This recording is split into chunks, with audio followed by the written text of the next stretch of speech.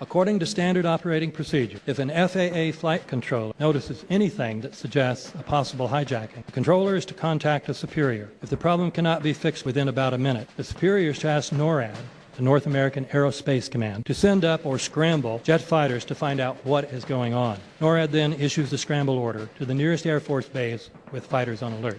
But although interceptions usually occur within 10 or so minutes, in this case, 80 or so minutes had elapsed before fighters were even airborne. It's a mind-bending anomaly. Not a single U.S. Air Force interceptor turns a wheel until it's too late.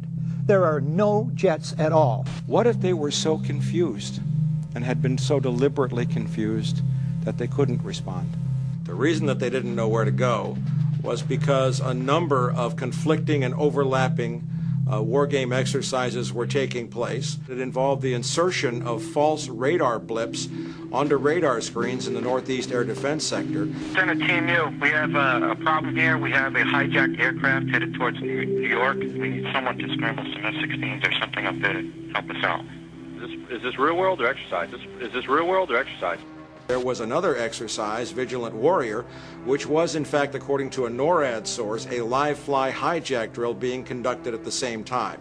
With only 8 available fighter aircraft, and they have to be dispatched in pairs, they were dealing with as many as 22 possible hijacks on the day of 9/11, and they couldn't separate the war game exercises from the actual hijacks.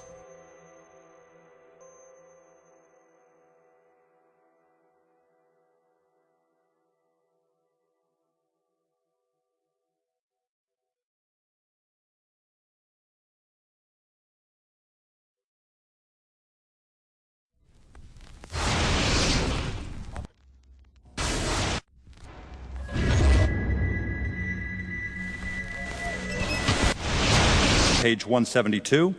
The U.S. government has not been able to determine the origin of the money used for the 9/11 attacks. Ultimately, the question is of little practical significance. The American authorities have not managed to trace the source of the funding, and then the most amazingly disingenuous statement ultimately is it of little consequence. It is of massive consequence. Doesn't it matter who paid for 9/11? The collapse of Building 7 has been recognized as especially difficult to explain. The 9/11 Commission report implicitly admitted that it could not explain the collapse of this building by not even mentioning it. President, why are you and the Vice President insisting on appearing together before the 9/11 Commission? Because the 9/11 Commission wants to ask us questions. That's why we're meeting, and I look forward to meeting with them and answering their questions. Why you're appearing together rather than separately, which was their request? Because it's a good chance for both of us to answer questions that the 9/11 Commission is looking forward to asking us, and I'm looking forward to answering them. Let's see. Do you think they should be able to stand up and speak their own words? They should go under oath. They should be, yeah. In public.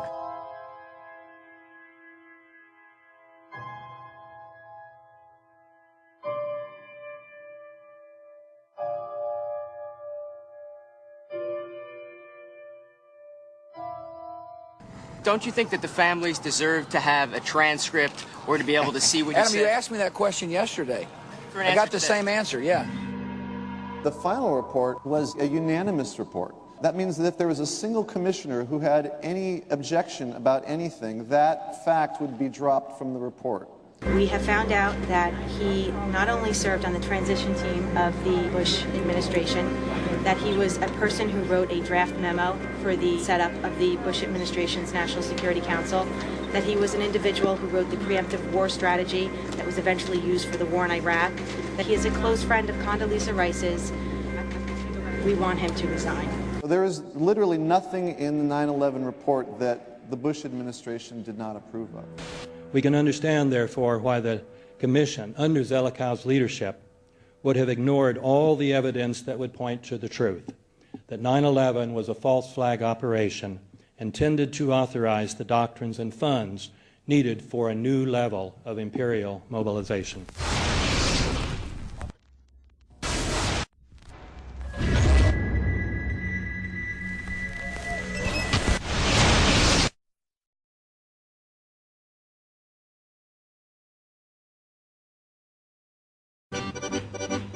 armed with knives, armed with chemical, biological, nuclear weapons. Fanatics, terrorists, September 11th. September 11th, killers, September 11th, terrorists. Terrorists of Al-Qaeda, terrorists, nuclear weapons, terrorists. 9/11, terror, terrorist, evil. September 11th, September 11th. The terrorists, war and danger. September 11th, terrorism, global terrorism, terrorism, terrorists, terrorists, terrorists, terrorists, terrorists, the terror, terrorists, terrorist, terrorism. September 11th, global terrorism, terrorists, terrorism. September 11th, world terrorism, terrorism. September 11th, global terrorism. September the 11th, terror. Weapons of mass destruction. September the 11th, September the 11th, terrorists, the evil terrorists, no.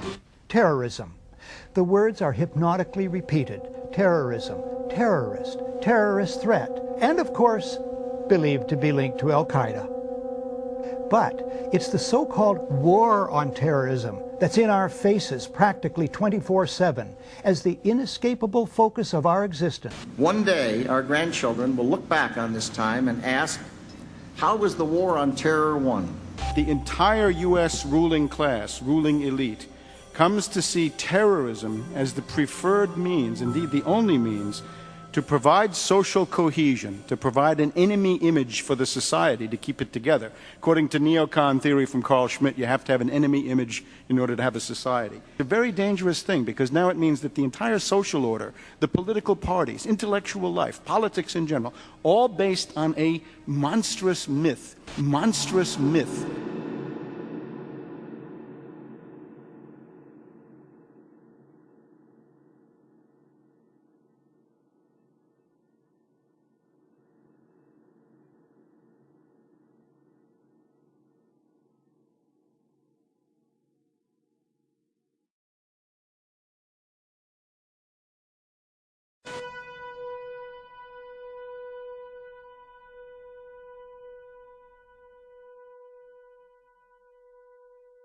Look, the CIA has done in this country, what they've done to us is unbelievable.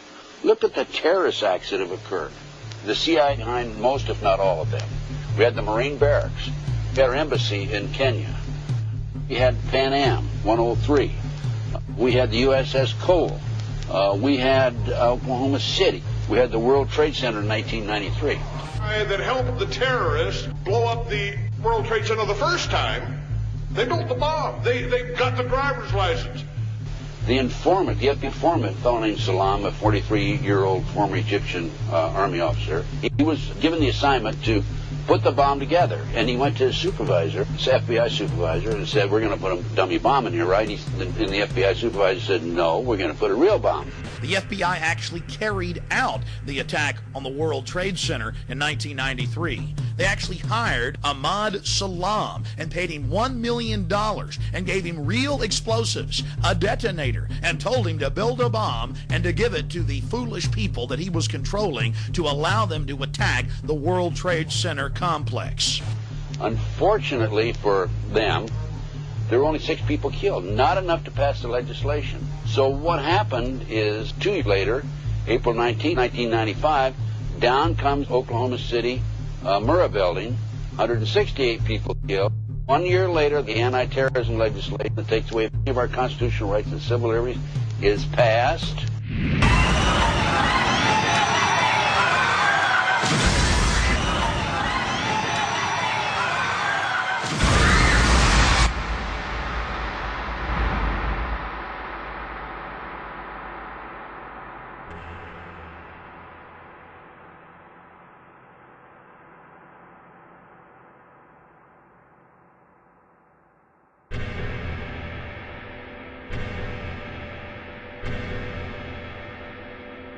Because at 9:30 this morning, we were actually running an exercise for over a company of 1,000 people in London, based on simultaneous bombs going off precisely at the railway stations that happened this morning.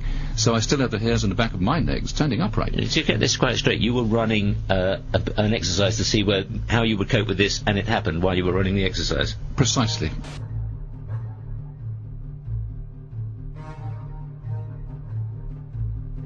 Supposed to believe is some kind of coincidence, there was also an anti-terrorist drill going on 7/7.